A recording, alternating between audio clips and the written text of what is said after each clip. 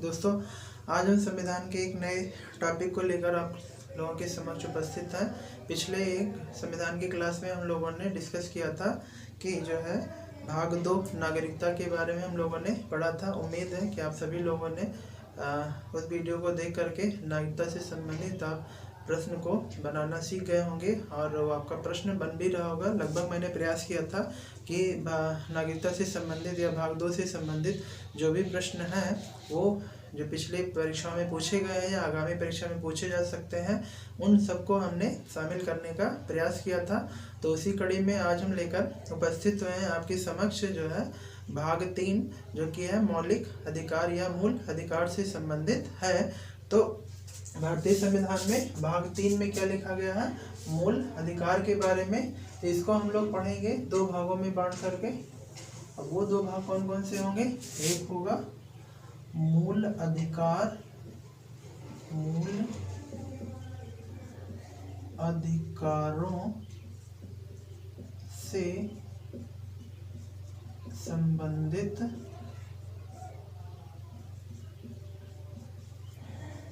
महत्वपूर्ण बिंदु,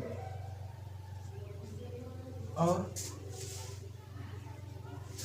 एक तो हमारा मूल अधिकार है, मतलब कितने मूल अधिकार हैं, तो हमें ये लिखना होगा। चलिए, तो महत्वपूर्ण बिंदु के अंतर्गत अगर हम पहला बिंदु देखें तो ये प्रश्न देखा जाता है कि मूल अधिकार से संबंधित सर्वप्रथम चर्चा हमें कब दिखाई देती है। पूछने का परिप्रेक्ष्य है कि भारतीय राष्ट्रीय आंदोलन के दौरान कब मूल अधिकारों के बारे में सबसे पहले चर्चा की गई थी। तो यहाँ से प्रश्न जो बनता है तो आंसर हमारा होगा कि मूल अधिकार से या मूल अधिकार का सर्वप्रथम उल्लेख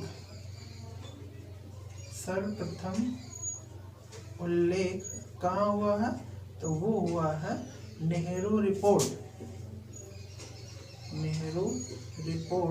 में किया गया था। कब? 1928 ईस्वी में किया गया था। फिर ये कराची अधिवेशन 1931 के कराची अधिवेशन में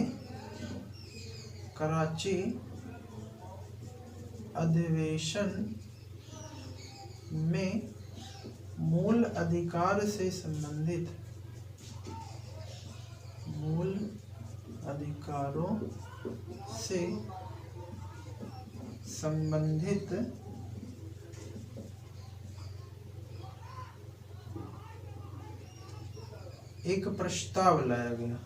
एक प्रस्ताव लाया गया था।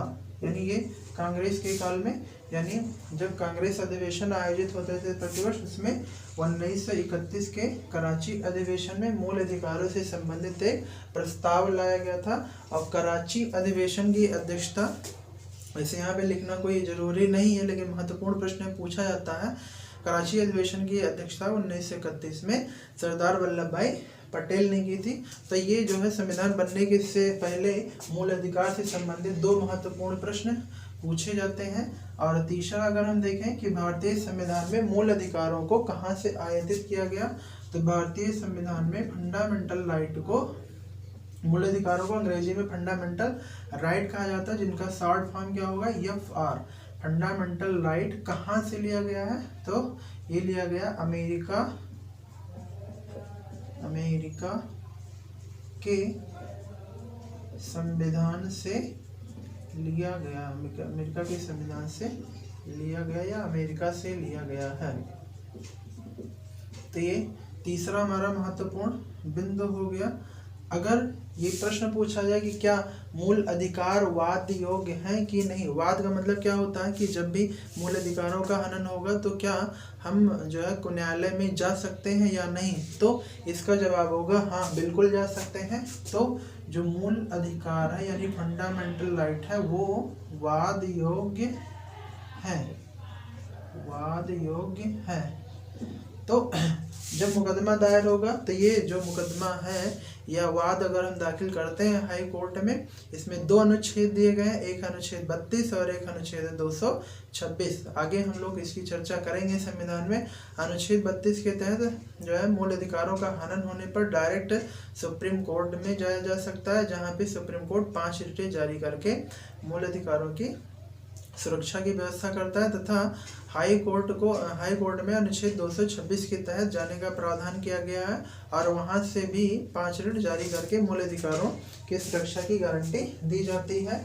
तो ये वाद योग्य है, मतलब अगर किसी व्यक्ति के मूल अधिकारों का हनन हो रहा है तो वो डायरेक्ट न्यायालय में जा करके मुकदमा दायर कर सकता है, या मुकदमा वो किसी व्यक्ति के परिप्रेक्ष्य में भी हो सकता है या राज्य के खिलाफ भी वो दायर कर सकता है। तो अगर अगला पॉइंट हम देखें कि संविधान का मैग्ना कार्टा किसे कहा गया है, तो संविधान का मैग्ना कार्टा किसे कहा गया है, तो वो भाग 3 को कहा गया, मतलब फंडामेंटल राइट्स को संविधान का मैग्ना कार्टा कहा गया है। तो ये हमारे जो है 5 प्रमुख बिंदु है। अगर हम छठे बिंदु के अंतर्गत देखें तो एक प्रश्न बनता है कि वे कौन से मूल अधिकार हैं जो केवल और केवल भारतीयों को ही प्राप्त है, वो विदेशियों को प्राप्त नहीं है। तो अनुच्छेद 15, अनुच्छेद 16, अनुच्छेद 19, अनुच्छेद 29, 15, 16, 19, 29 अनुच्छेद जो हैं वो केवल भारतीयों को ही प्राप्त हैं, भारतीयों को ही प्राप्त हैं। एक प्रश्न पूछा जाता है कि मूल संविधान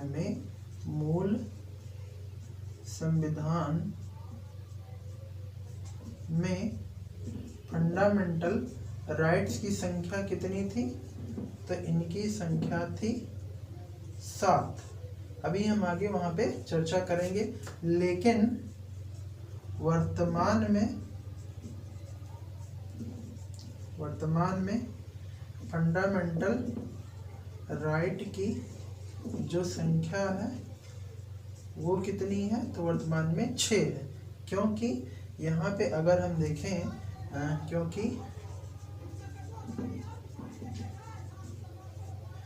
44वां संविधान संशोधन, 44वां कॉन्स्टिट्यूशन अमेंडमेंट 1978 में संपत्ति के अधिकार को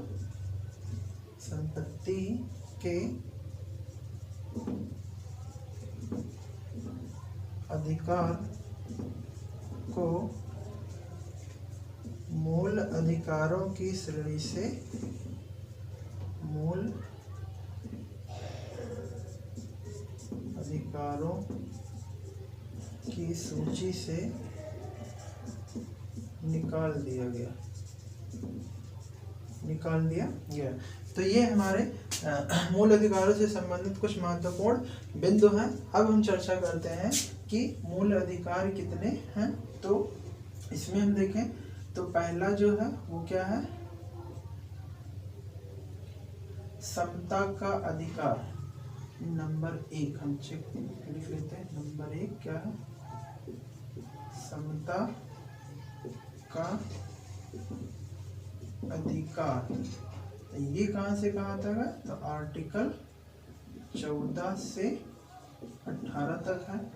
दूसरा है समता के बाद में स्वतंत्रता का अधिकार। ये कब से कब कहाँ से कहाँ तक है, तो आर्टिकल 19 से 22 तक है। तीसरा जो अधिकार है शोषण के विरुद्ध अधिकार, शोषण के विरुद्ध अधिकार। तो ये किस आर्टिकल में, तो अनुच्छेद 23, 24 में। चौथा अगर हम देखें शोषण के विरुद्ध के बाद में, तो वह धार्मिक स्वतंत्रता का अधिकार, धार्मिक स्वतंत्रता का अधिकार। तो ये कब से कब तक है? तो अनुच्छेद 25 से अनुच्छेद 28 तक है। पांचवा जो मूल अधिकार है, तो अल्पसंख्यकों के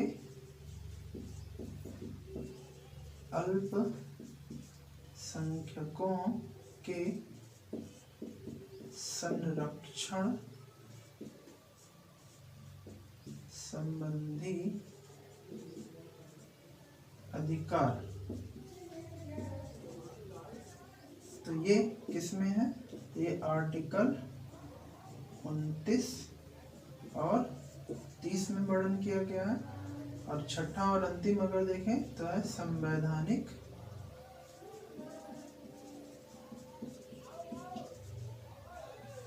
उपचार। ये किसमें है? तो ये आर्टिकल 32 में चर्चा की गई है। अब हम इसे जो है एक एक करके हम लोग इसके बारे में जानेंगे। और वैसे भी ये जो भाग 3 है ये कहाँ से कहाँ तक है? तो आर्टिकल 12 से 35 के बीच में मूल अधिकारों से संबंधित प्रावधान किए गए हैं। तो दोस्तों आज हमने देखा कि मूल अधिकार भाग 3 अनुच्छेद कहाँ से कहाँ तक? 12 से 35 तक। यहाँ से एक एक पॉइंट पर प्रश्न बनते हैं, तो इनको ध्यान में रखना अति आवश्यक है, क्योंकि एक एक पॉइंट पे प्रश्न बनेंगे। भाग 3 में क्या है? मूल अधिकार है कि कहाँ से कहाँ तक है? तो अनुच्छेद 12 से 35 तक। इनको हमने दो भागों में बांटा है। एक है मूल अधिकारों से संबंधित महत्वपूर्ण बिंदु, और कितने मूल अधिकार हैं वो हमने देखा। क्या है जो महत्वपूर्ण बिंदु के अंतर्गत ये प्रश्न पूछा जाता है, मूल अधिकारों का सर्वप्रथम उल्लेख कहाँ किया गया है? तो वो नेहरू रिपोर्ट में सर्वप्रथम उल्लेख किया गया। नेहरू रिपोर्ट कब लाई गई थी? तो 1928 में। किसके द्वारा? तो पंडित जवाहरलाल नेहरू नहीं, इनके पिताजी थे जिनका नाम था मोतीलाल नेहरू, उनके द्वारा पेश की गई थी। दूसरा पिंड अगर हम देखें जो है क्या है, 1931 के कराची अधिवेशन में मूल अधिकारों से संबंधित एक प्रस्ताव लाया गया था। यानी कांग्रेस के जो अधिवेशन आयोजित होते थे भारत के आज़ाद होने के पहले, उन अधिवेशनों में 1931 में आयोजित कराची अधिवेशन में सबसे पहले मूल अधिकारों से संबंधित एक प्रस्ताव लाया गया था। तीसरे बिंदु के अंतर्गत अगर हम देखें कि भारत के संविधान में जो मूल अधिकार का वर्णन है वो किस देश के संविधान से लिया गया है? तो वो कहाँ से? अमेरिकी संविधान से आयातित है। ये बहुत ही इम्पोर्टेंट पॉइंट है दोस्तों, इसको याद रखना है।